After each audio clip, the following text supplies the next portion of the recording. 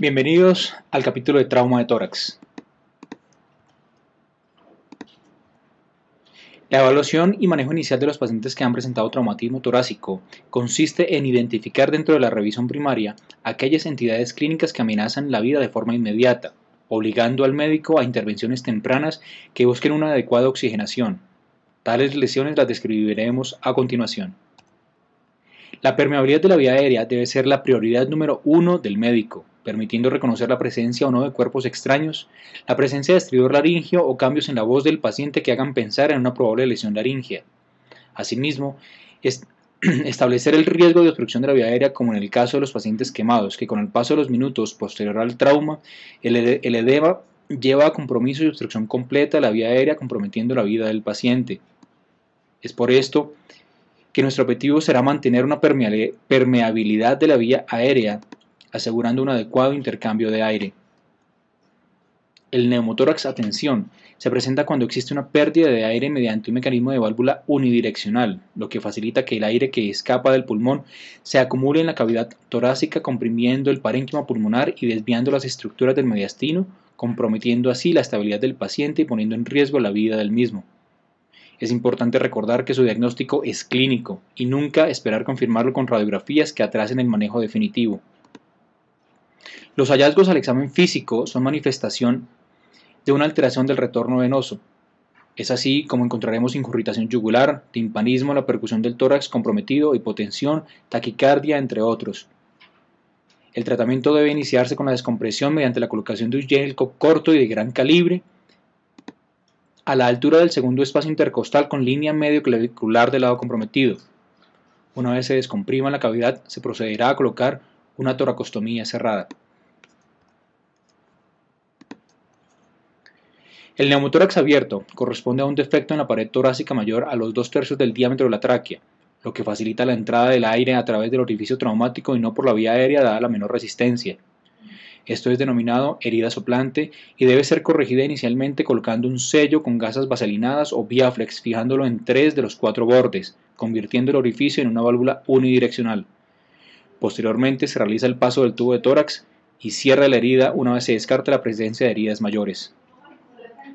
Aquellos pacientes quienes presenten una pérdida de continuidad ósea de un segmento de la caja torácica presentan tórax inestable, entidad clínica de gran severidad dada la alteración ventilatoria y el probable compromiso del parénquima pulmonar que el paciente pueda tener. Son pacientes quienes van a referir intenso dolor, con sensación de crépitos en la reja costal y la visualización de un movimiento paradójico del segmento de reja costal comprometido. Parte del manejo debe involucrar un adecuado aporte de oxígeno y un muy buen control del dolor, descartando la presencia de contusión pulmonar, la cual puede manifestarse tardíamente al trauma. En el caso del hemotórax masivo, los pacientes van a presentar el acúmulo de más de 1500 centímetros cúbicos de sangre o una tercera parte de la volemia en la caja torácica. La gran mayoría de pacientes, la gran mayoría es causado por lesiones penetrantes y son pacientes que se van a caracterizar clínicamente por inestabilidad hemodinámica, ausencia de ruidos respiratorios y presencia de hematidias en el hemitórax comprometido. El manejo debe enfocarse a un adecuado aporte de oxígeno con restitución del volumen con cristaloides y sangre, estableciendo un control del sangrado quirúrgicamente por parte del cirujano. La sospecha de taponamiento cardíaco debe ser tenida en cuenta en pacientes con lesiones penetrantes ubicadas en la región precordial y que se acompañan con lo que se conoce como la tríada de Beck: incurritación yugular, hipotensión y disminución de los ruidos cardíacos. La sospecha clínica obliga al médico a descartar la presencia de líquido en el saco pericárdico mediante la realización del FAST, la cual, al salir positiva, define el manejo quirúrgico inmediato por parte del cirujano. Una vez finalizada la revisión primaria en los pacientes con traumatismo torácico, identificado y corregido las lesiones potencialmente letales, pasamos a la revisión secundaria, la cual permite identificar otra serie de entidades clínicas igual de importantes que ponen en peligro la vida del paciente y que describiremos a continuación. El neumotórax simple es la presencia de aire en la cavidad pleural sin compromiso hemodinámico del paciente.